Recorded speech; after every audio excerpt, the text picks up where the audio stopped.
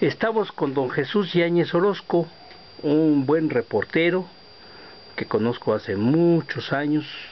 Lo conocí cuando estaba él trabajando para la revista Proceso. Yo colaboraba ahí vendiendo los espacios publicitarios y bueno, no sé si sea tan buen reportero como amigo, que eso es muy bueno, lo conozco, lo sé, de esos amigos que no se pierde el sentimiento de amistad. Mi querido Jesús, estás iniciando una nueva etapa de tu vida, mano, porque vas a hacer tu blog que se llama Ulama, ¿me dices? Sí, ya hace 35 años que nos conocemos, Raúl, y sí, en efecto es tratar de dar un enfoque distinto, más social, más de compromiso con la sociedad. Mi querido Jesús, yo hubiera preferido que no dijeras cuántos años, pero bueno, ya nos dijiste, ya ni modo, mano. Pero, a ver, cuéntame, o sea, que tú no estás de acuerdo con las noticias deportivas, como ponen, hombre, escuchar el radio y los periódicos y la televisión, pues, ¿esos son deportes? ¿O no son deportes para ti? Cuéntame. No, lo que pasa es que decía Treyes algo muy acertado, Ignacio Treyes, el técnico de la selección nacional, el mejor técnico que ha tenido México en su historia. Y el más criticado. El más criticado, pero creo que el mejor, precisamente por eso, ¿no? Cuando uno es malo, me parece que las críticas duran un tiempo, pero después el personaje desaparece, y no es el caso de Treyes. No, no lo es. Él decía interesante con respecto a los deportes. A los deportes, que el fenómeno interesante que tiene que ver con el deporte, que lo importante del deporte no es el deporte en sí, sino lo que genera en su entorno. Claro. Entonces, el antes, el durante, pero sobre todo el después de un evento deportivo es lo más importante, porque se tiene la concepción de que el deporte es como una especie de isla, y no es tal. Forma parte de una sociedad, es un fenómeno sociológico que poca gente lo aborda como tal. Pero a ese fenómeno sociológico hay que añadirle la parte del hacer, no solo el decir. Ajá. Y en el hacer tiene que ver un involucramiento más de parte del periodista a través de las páginas de internet, que son muy generosas. Sí. Porque tiene que ver con la solidaridad con la sociedad, con el ser humano, que eso también se ha perdido por la misma dinámica de los medios, donde se hacen totalmente impersonales. Sí. Me parece que es un fenómeno ahí que a mí me entristece después de haber hecho tantos años periodismo, y encontrarme de manera grata con esta parte periodística que tiene que ver con los blogs. Es muy reconfortante, y como que ese sentimiento de orfandad y desamparo que sentí durante muchos años, por la dinámica, por lo que les interesa a los empresarios, les interesa el dinero, no tanto la información. Sí. Entonces me parece que acá lo que podemos hacer es una parte de mayor compromiso social. Y un compromiso y comunicación, ¿no? Claro, aquí sí tiene que ver, exacto. Aquí hay comunicación. Fíjate, yo coincido contigo y estoy muy de acuerdo, mano, porque yo cuando colaboré en el Universal, mano, estaba haciendo mi suplemento de comercio exterior, y me acuerdo que ese día estaba yo feliz porque en la semana había recibido yo 29 cartas. Mira. Y 29 cartas en una columna que se publicaba cada semana, mano, pues eran un montón. El hecho de que alguien se tomó la molestia de agarrar un papel, escribir, luego enviarla por correo, y racataplán, era pues más que nada, pues casi heroico, ¿no? De parte del que está comunicando, que en este caso era yo. Y sí, ese sentimiento de quién sabe si te están leyendo, y quién sabe si alguien por ahí se le pierde. Y ahora con el internet nos ofrece una ventana inmensamente vasta de posibilidades de comunicación, como tú dices, ¿no? Sí, porque no se circunscribe nada más a un estado, a un país, va más allá de las fronteras. No, puede llegar a Asia, Europa, digo, obviamente de habla hispana. Mi blog que pues yo aprovecho el anuncio, el momento de la oportunidad, que el barlovento.info, www.elbarlovento.info, pues lo ven en varias partes, man.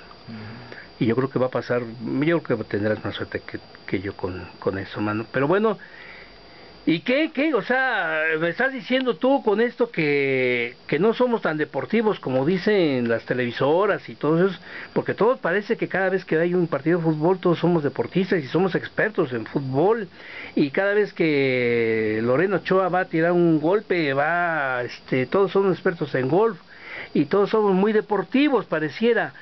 Pero no es así. ¿Tú piensas que con esta nueva oportunidad o este tipo de vehículos como es el internet, un blog que va a quedar, aunque te mueras, ahí va a quedar por los siglos de los siglos, ¿tú crees que las cosas cambiarán?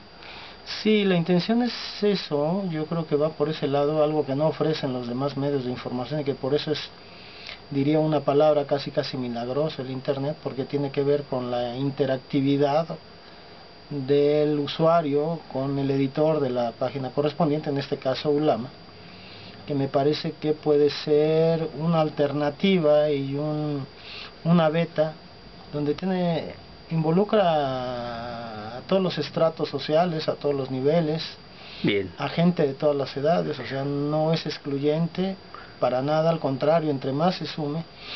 Y una reflexión en torno a esto que tú decías de el hecho de cómo el mexicano en particular se ha convertido, por llamarlo de alguna manera, en un ser de piedra ante la televisión. Y ese ser de piedra cada vez es más obeso. ¿Por qué? Porque la televisión le brinda una expectativa deportiva que nunca se cumple, que tiene que ver en particular con el fútbol. O sea, el fútbol tiene una involución grave desde hace 40 años. Sí. En lugar de ir para adelante, vamos para atrás. Entonces, me parece que esta parte del ser invitados de piedra a un espectáculo donde no tenemos mayor participación que despertar odios, rencores y falsas ilusiones, me parece que debe de tener un cambio radical, un cambio de 180 grados. Ese racismo demostrado hace poco, además, ¿no? o sea, es una fenomenología que no va con lo que es el ser humano, o sea, homofobia, racismo, misógina, o sea, esta parte, cuando se habla del fútbol, lo dijo Valdano. Sí, ¿qué dijo? Que el fútbol es un ejemplo de vida, y yo estoy en total desacuerdo. ¿Por qué? No es tal, porque descubrí que si un deporte es terrible, en estos momentos es el fútbol. Y digo terrible porque el fútbol no tiene que ver con un ejemplo de vida, al contrario, insisto, y tiene que ver con la permanente gandallez, valga la expresión, en el fútbol. En el fútbol hay escupitajos, insultos, mentadas. Sí. Había quien... Sí, te golpean los testículos, te pegaron las nalgas. Así es, o sea, es nada que ver con ejemplo de vida. Incluso hay un técnico hasta la fecha, me parece que se apellida Troglio, es técnico del Gimnasia y Esgrima, del Club Gimnasia y Esgrima de Argentina, y él tiene una declaración que resume en gran medida esto que trato de explicar, que él dice que sería feliz si tuviera asesinos en serie en la cancha. Órale. O sea, eso es reflejo del deterioro al que ha llegado un deporte. El fútbol en algún momento llegó a ser noble, y me viene a la mente de lo último grato que pude ver yo a lo largo de mis 35 años como periodista y 50 y tantos de practicar el fútbol, la final de Holanda-Alemania en 1974, me parece que es el último ejemplo de lo que es en realidad el fútbol. ¿Por qué? Caballerosidad. Nunca hay malas intenciones, jugadas fuertes, pero nunca con la intención de romperle la pierna al rival, cosa que ahora se estila. O sea, acá nadie se tienta el corazón para quebrarse una pata. Entonces, eso es doblemente triste y no tiene nada que ver con el fair play famoso, al contrario.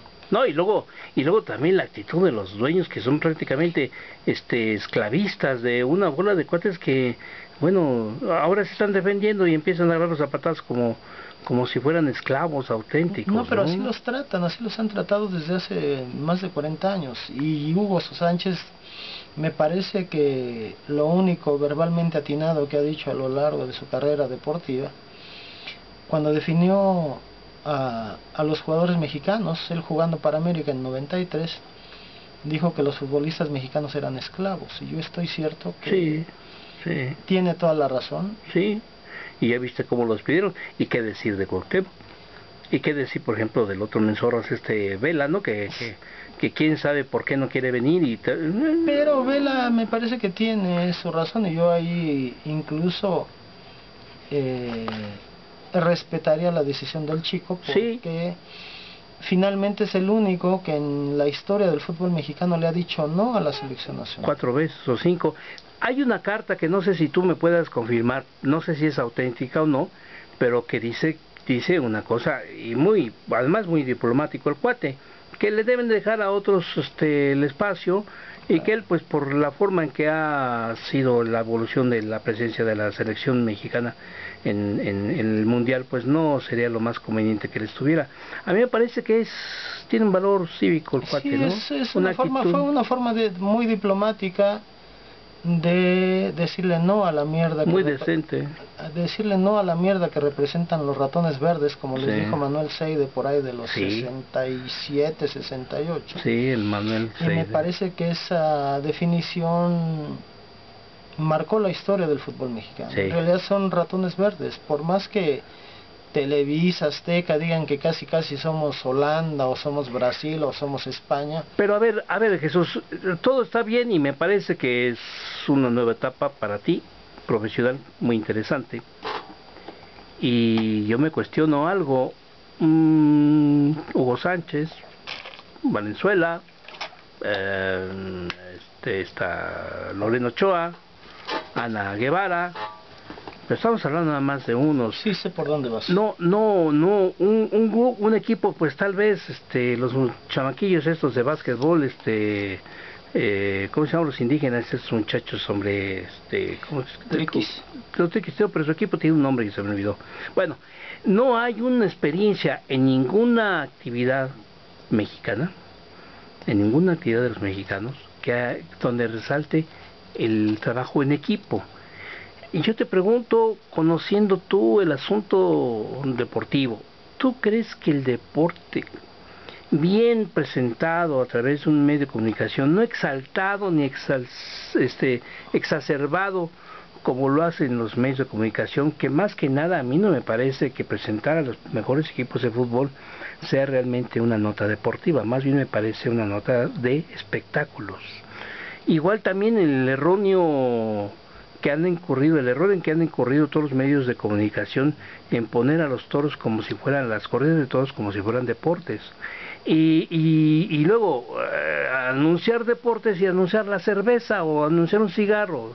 A mí me parece que ciertamente tal vez tú estás hablando de eso, pero yo te pregunto si presentar bien a los deportes y luego ir a una cancha, a un llano, o a una secundaria, la secundaria 55 en la colonia Electricistas, o allá en las juntas del río en Guanajuato o en algún lado, en donde tú presencies y puedas transmitir o puedas entrevistar a esos chamacos que de alguna manera están haciendo deportes. Eso tendría que ver con la posibilidad de que nuestro país cambiara y pudiéramos empezar a trabajar en conjunto, no pensar igual, sino pensar juntos y tener éxito en grupos. ¿Qué me contestas? Mira, sí, a lo mejor te di toda una editorial y ya te No, para tratar de aterrizar esta idea que tienes, me parece que intentaré resumirla. Sí, porque te queda un minuto. Lo triste es que siendo un país de 120 millones de habitantes, no puede haber 11 jugadores que puedan representar dignamente a México, ¿no? Sí, hombre, caray. Y eso tiene que ver con que no hay una estructura deportiva como por ejemplo en Cuba, obviamente no hay punto de comparación, es un país socialista, pero tiene proyecto de nación. allá le dan prioridad, o sea, le dan seguimiento a todo, y acá no. Todos los grandes deportistas que han surgido de México son por... defenestrados además. pero no han tenido el apoyo del Estado, ni Gabriela, ni Lorena, ni Valenzuela, ni Hugo Sánchez. O sea, eso es terrible. Sí. Entonces, dicho esto, hay un deporte que se... No, las clavadistas, mano. Las clavadistas, o sea, son... Esa chamaca tan guapa, mano, y triunfadora por todos lados, y... Longoria, dices, de racquetball, ¿no? No. Porque hay una chica... Una chava clavadista. de clavados, no me acuerdo. ¿Cómo se llama esta niña? Muy bonita, por cierto, mano, pero... Sí, ganaron recién medalla de plata. Todo, o sea, ganadora, pero hasta por antonomasia, ¿no? Sí, entonces te digo, tiene que ver con esa parte nula de la estructura del deporte en México, que tiene que ver más con la corrupción y las mafias. Y finalmente reflejo de lo que se es como país. O la otra chava también creo que es clavadista o nadadora que era abusada, la sacaron en proceso esta niña, no me acuerdo. De Rueda, dices del caso de Rueda, el atleta. Ándale. El entrenador que abusaba de la chica, sí, no me acuerdo cómo se llama la clavadista, tremendo, pero vamos, son historias que... Pero eso es... eso es peccata minuta, Raúl. Hay una fenomenología del deporte que tiene que ver más con eso, que tiene que ver con, sí tengo que decirlo, finalmente el deporte está regido por el PRI a nivel nacional en todos sus niveles. Sí. Y lo que ha hecho el PRI a lo largo de 70 y tantos años, 72, 71. Pues lo que ha hecho con el país, ¿no? Y bueno, el deporte es reflejo de un país. En resumidas cuentas, a ver, y ya nada más para terminar, cuando hablo de esto quiero remitirme a un dato que a mí se me hace muy significativo. Cuba, que tiene una revolución de 54, 55 años, en Juegos Olímpicos tiene 208 medallas. Vale. Y son 11 millones de habitantes. México tiene 64 medallas, con 110, 120 millones de habitantes, y una historia revolucionaria de más de 100 años, ¿no? Entonces, me parece que de origen, como país, no solo en la parte deportiva, sino como país, socialmente hablando, estamos de cabeza. Sí, en resumidas cuentas, tú lo estás diciendo y prácticamente yo quisiera tal vez decirlo de esa manera. Cuba, mal que bien, tiene un proyecto de nación. A lo mejor no nos cae bien. Al margen del régimen socialista, no importa. Me parece que... hay un proyecto de nación. Así es, y México, es el punto. México no lo tiene. Y México no lo tiene. Se reconstruye cada 6 años, y cada 6 años es ir para atrás. No, hombre, se reconstruye, se inventa, mano. Más bien se desconstruye, valga la expresión. Sí, ¿no? Y se inventa. Bien, Jesús, pues ¿qué te digo, mano? Te deseo todas las suertes del mundo, échale ganas, y en lo que te podemos echar la mano. Y pues mi hermanito, pues ahora sí que si eres millonario y logras hacer bien, pues a ver si me puedes dar ahí un entradito para que yo pueda hablar de comercio exterior deportivo o algo así. Sí, hay una fenomenología en cuanto a comercio exterior por la exportación de ropa, de todas las empresas vinculadas en el deporte, y incluso nacionales y extranjeras. O sea, está Atlética, está Adidas, está Nike. No, ¿y qué me dices de las playeras, no? Que chinas y algodón gringo, hay una manufactura beta mexicana que tiene que ver con el deporte en cuanto a comercio exterior, y eso puede ser interesante, y nada más un reconocimiento que sin el apoyo de Raúl Hernández Rivera, Ulama sería imposible. Ese cuate, quién sabe quién se llama, ¿no? Mi querido Chucho, te saludo y te deseo toda la suerte, mi hermano. Te agradezco, te abrazo. Y mi querido Chucho, ya estamos viejitos, mano. A nuestra edad nos suceden dos cosas. Una, se nos olvida todo y no te acuerdas de la otra. ¿Qué significa Ulama, mi querido Jesús? ¿Qué significa? ¿Por qué ponerle Ulama a tu blog? Nada más en paréntesis, el olvido es reflejo de buena memoria, Raúl. No, ni lo aclares, viejo, así déjalo. ¿Qué es Ulama, mi querido Jesús? Mira, Ulama tiene que ver con el juego de pelota en México.